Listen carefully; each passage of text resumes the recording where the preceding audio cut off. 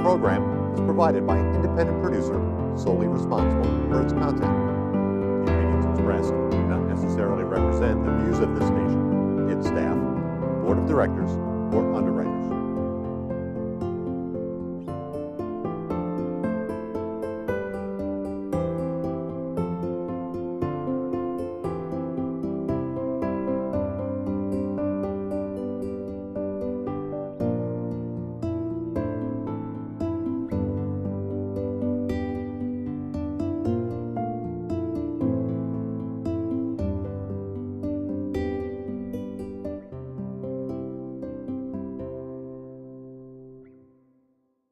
Hello, welcome to another edition of our program, CHW in Action, with your host, Rafael Calderon. As always, I'll let you know that CHW stands for Community Health Worker, and the in action part is because I'm always in action to bring you health information about the community of Nashua and regarding the community of Nashua, the greater Nashua area, and all surrounding communities. Today, I have the privilege and the honor to have Mr. Woullard Lett with us. This man is a multi-dimensional man. I met him through a leadership program called ELF, and I want him to give us more information about that program because it's a really exciting program that will, I think, revolutionize the board of directors scene in New Hampshire. So it's a pleasure for me to have him on the TV show. Please help me welcome Mr. Lett. How are you? Hey, Rafael, thank you so much for inviting me on your show. Thank you for coming. So tell us about yourself, because every time I see you, I learn something new about you. Okay, well, that's because I've gotten to be an old man, and I've got a lot of experiences, several different lifetimes. However, right now I live in Manchester, New Hampshire. I've lived there since, for about the last 20 years, I guess, like since around 1992. Married, my wife and I got married in 1976. Congratulations. Thank you. And I have two children, a 35-year-old daughter and a 30-year-old son, and two grandchildren from my daughter. Wow. A 11-year-old granddaughter and an 8-year-old grandson. And I came to New Hampshire in '92 to assume for work. I got a job. I came to work as a administrator for a graduate degree program at then New Hampshire College. Now it's Southern New Hampshire University. I was there for about 20 years working as a college administrator. Nice, very nice. Now, I'll ask you a few questions about everything that you do. Okay. But the ELF program, Yes. such an exciting program. Okay. Can you please tell us what it's about? Yeah, well, first let me just say that those of us who work in social services, human services, have a condition that I have called and have heard others call acronymology, which is that we, because of the work that we do, we end up using jargon or acronyms and terminology that regular folk don't even know what the heck we're talking about. Okay. I know you said you started out by talking about the CHWs, the community health workers, and now you're asking me about ELF. And ELF is an acronym for the Equity Leadership Fellows Program, which is a leadership development program that was just recently started. It came from as a result of a study commissioned by the New Hampshire Endowment for Health.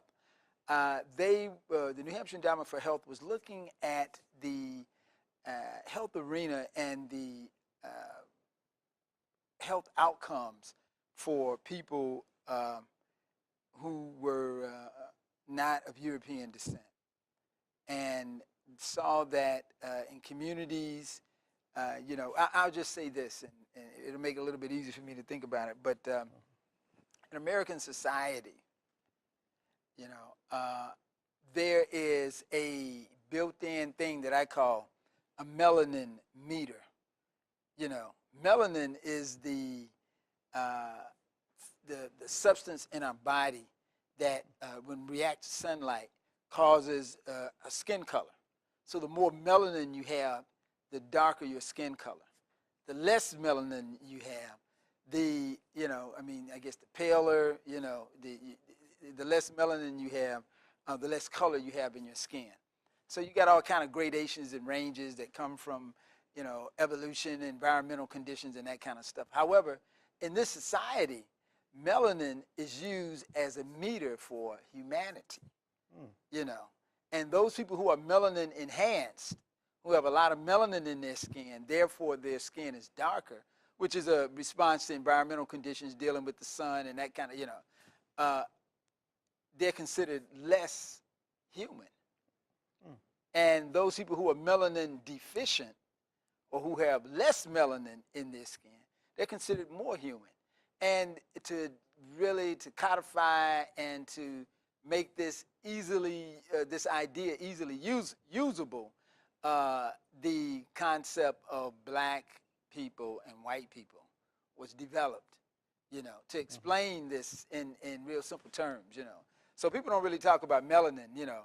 But however, when they generally when people would use the term race, they're referring to melanin, you know. And unfortunately, the way that race has been defined is the more melanin that you have, the more melanin enhanced that you are, generally the less human you're considered to be. And that's, you know, really a challenge. So when you look around at the health outcomes across the board, you know, and many outcomes, we're talking about the United States and U.S. society and in general, but New Hampshire in particular. You see those people who are more melanin enhanced have worse outcomes across a range of indicators. You know, not only health, but education, employment, imprisonment. You know, the negative indicators are much higher among that group. The New Hampshire Endowment for Health noticed that in the health arena. They said, you know, not only do we see that these negative health outcomes are occurring, but also there's nobody talking about it. So their thing was, they said, we want to identify some people who are melanin enhanced to be advocates for public policies that will help those communities. And said, but first, before we do that, let's take a minute and investigate what the current state of public policy advocacy and public policy leadership is within these communities, and kind of like get a sense of why, what's going on and why.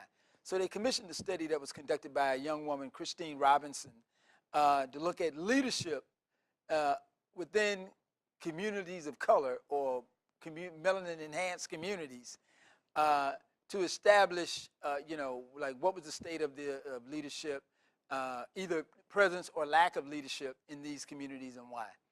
And as a result of the study, some of which is probably available through it may be available through the New Hampshire Endowment for Health's website. Certainly it'll be available if you request it, but some of the results of the study showed that there was a quote-unquote leadership gap, or there was a lack of participation in activities that could influence policy among these communities in general, and certainly among younger folk. Interesting. Yeah, and so as a result of that study, then there were a group of people in a group of I'll say human rights advocates. Some were in the area of education, some were in the area of health, some were in the area of you know, social justice, that kind of thing, came together to form a leadership development program that was geared towards raising the awareness and consciousness within these you know, melanin-enhanced communities, these communities of color, so as to provide a pipeline of people who could be involved in policy advocacy. Very interesting. I'm sorry I took so long to get No, I'm glad you did, because that's why I have you on the show. Yeah. I want people to know about this, because I got invited to the show by Paula Smith, who is she's my unofficial mentor, because in the program I got lucky and I got Harvey Key as my formal mentor, a very great guy. Yeah, yeah. And then Paula, I admire Paula. Right. Oh, so you're a participant in this Equity Leadership Fellows program? Sir. Yes, sir, I am. Okay. right? Yeah. And the idea is that when Paula told me about it, it Uh-huh. was, she didn't say it as in much details as you did, but it was Yeah. basically about we want to bring some diversity into some of these boards of directors Yeah. so we Yeah. can affect change, Right. Right. positive change. Yeah. And there is this particular program does have a theory of change, meaning that it's doing certain kinds of things because it thinks it will result in bringing about change. And Go ahead, continue. those things are the three major, the program has three major focuses.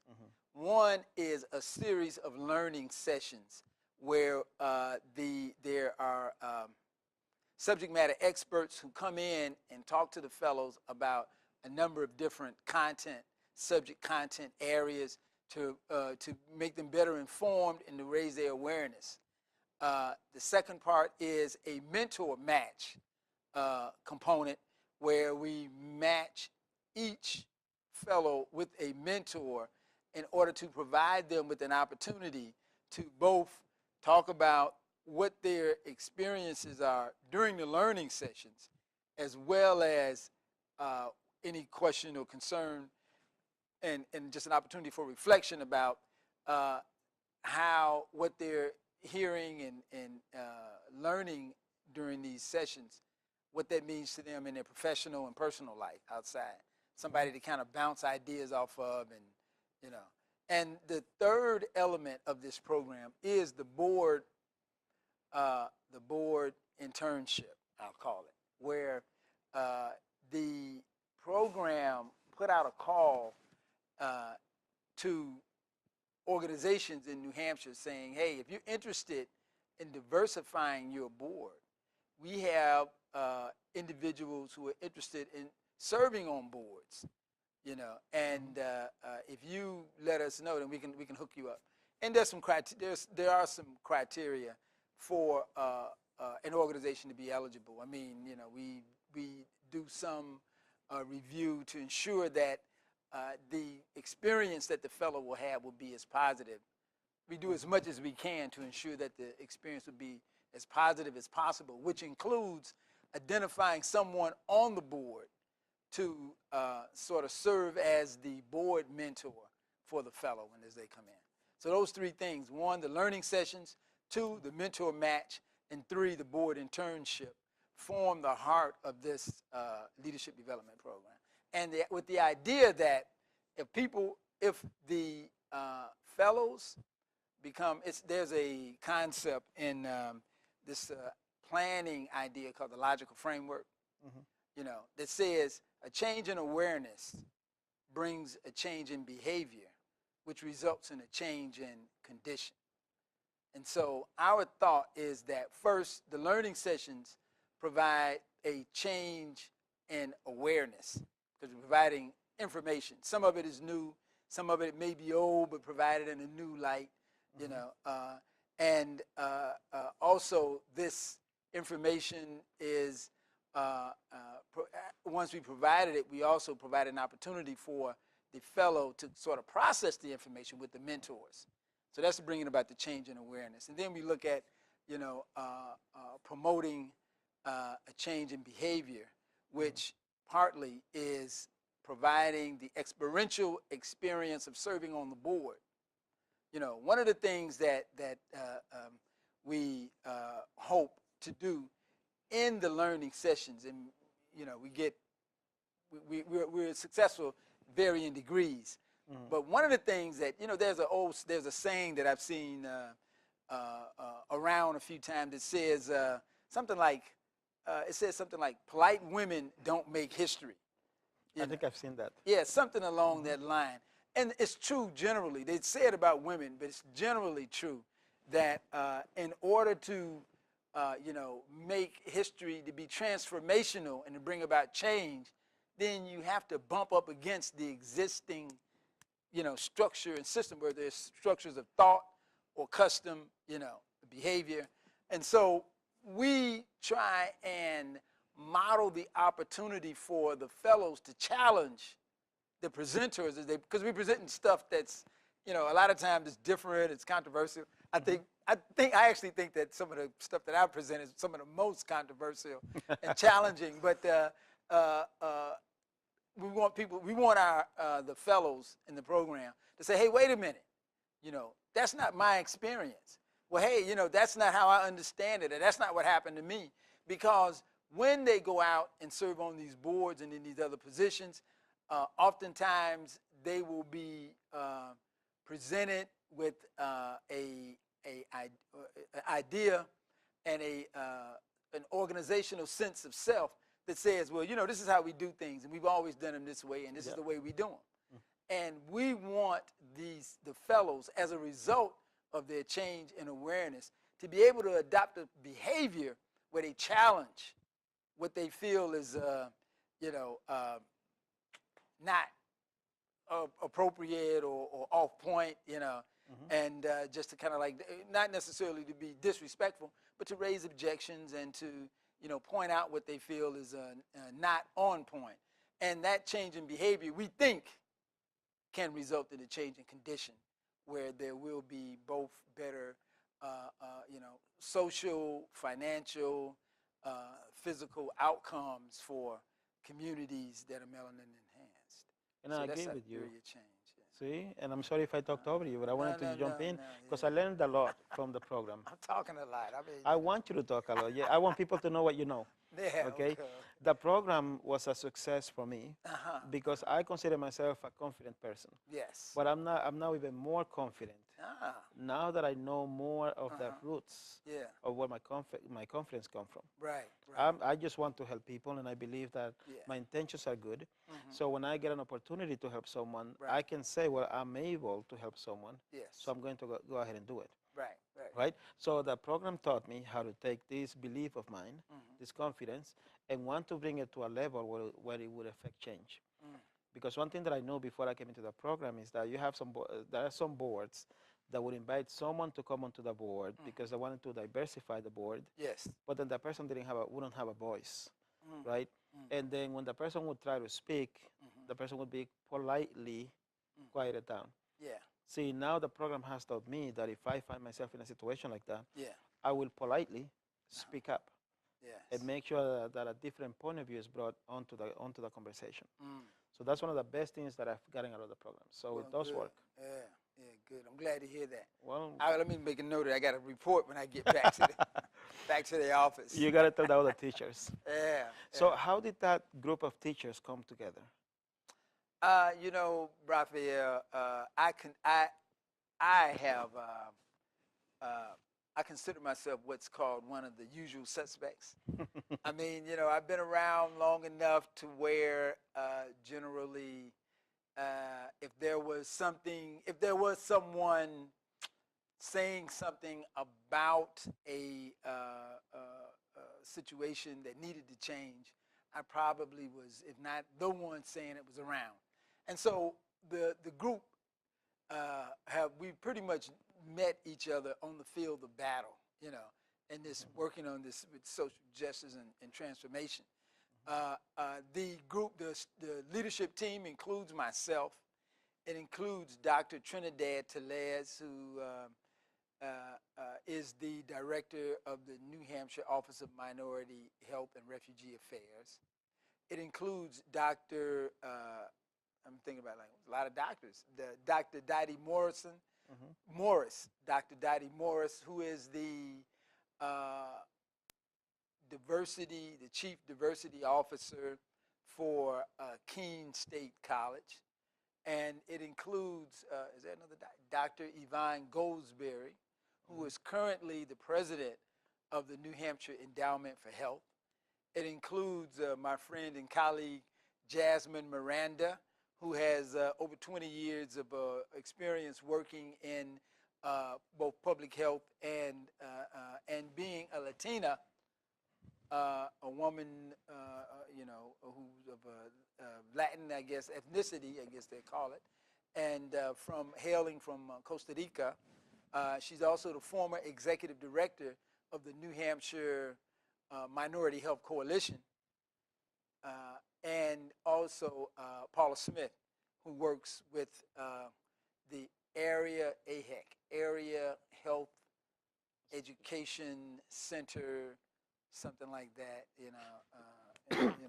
And so that's the leadership team. And the thing is that we came together because we've met each other in different places on different forums doing our work around this topic. So this was an opportunity for us to work together. Very, very nice. Yeah. I listened to you mention all these names. Yeah. And I don't think of the titles. I think of all the experience. Yeah. Yeah. You guys are really building something. Ah. So for someone that could be a prospect for the ELF program, how do you do your recruitment? How does the program come together? Yeah, the idea is that we were looking for and continue to look for professionals who have some experience in I think some experience in community work. Something that I didn't mention was in talking about how this organization came, how the roots of the formation of the Equity Leaders Fellowship.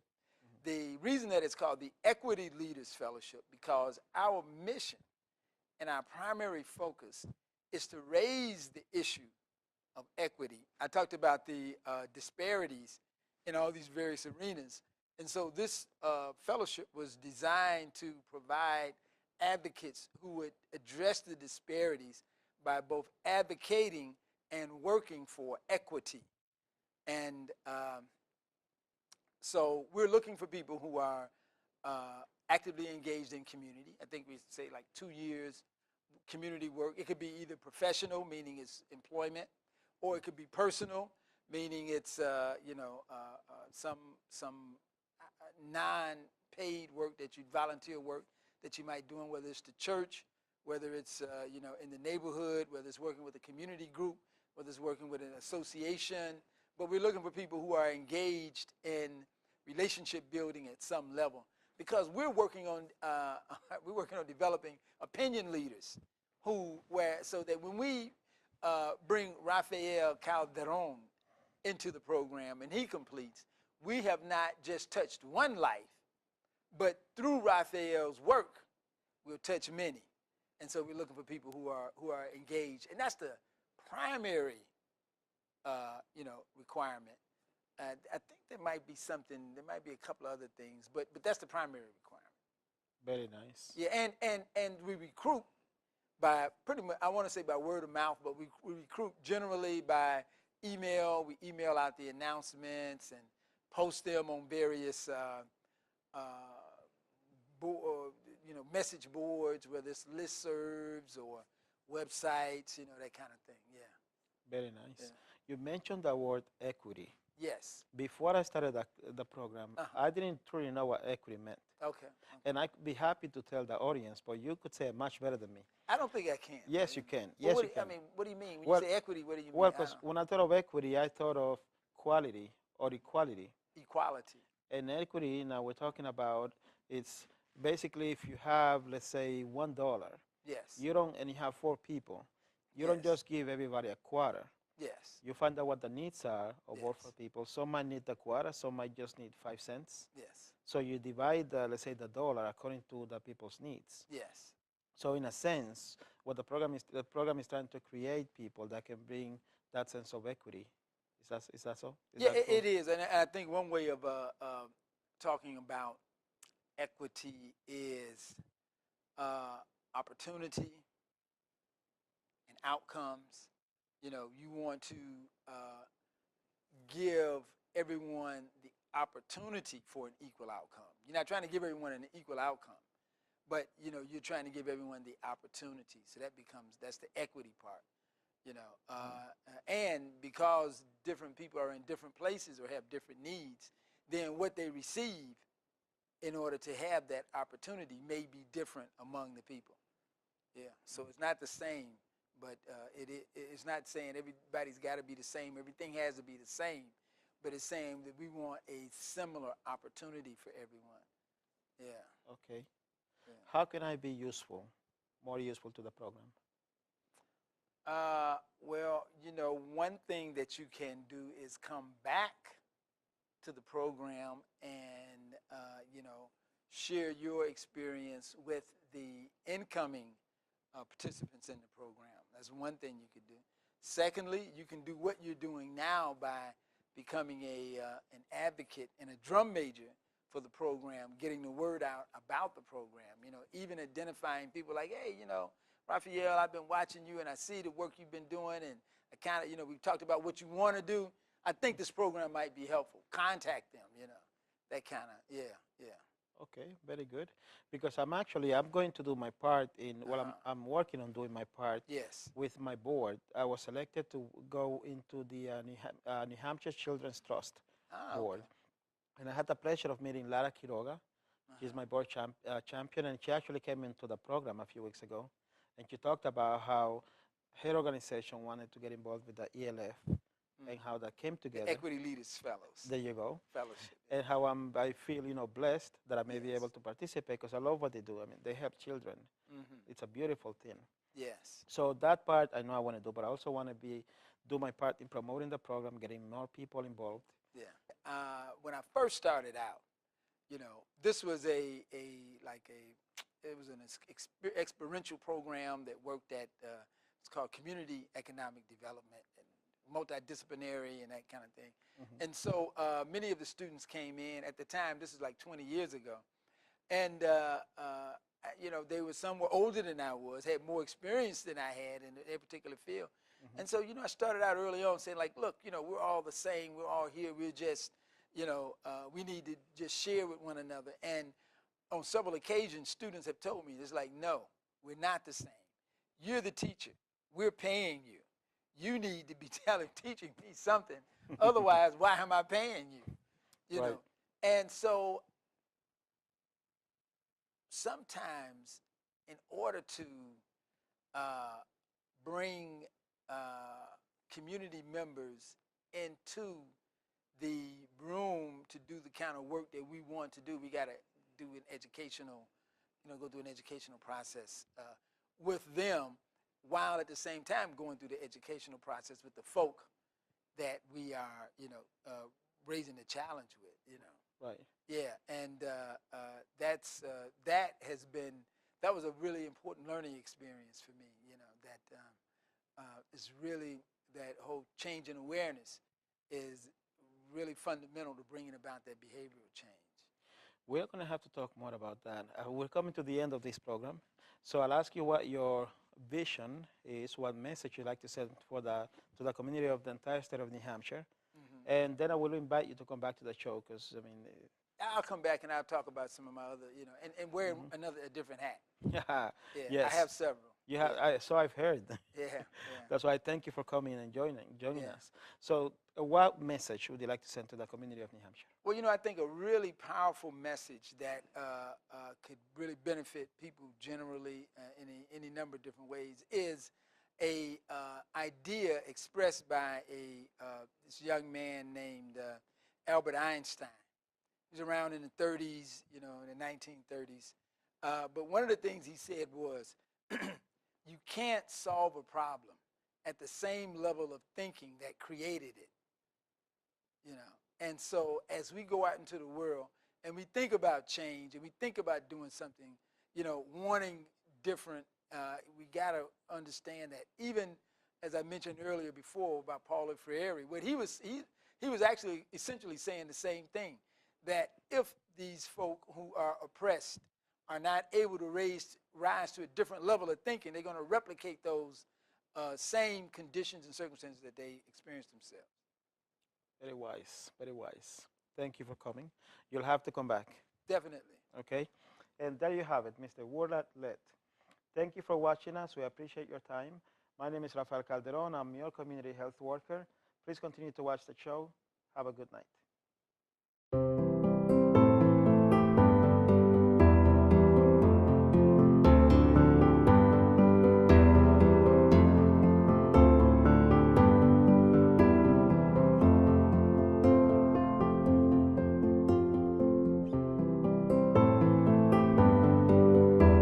The following program was provided by an independent producer solely responsible for its content.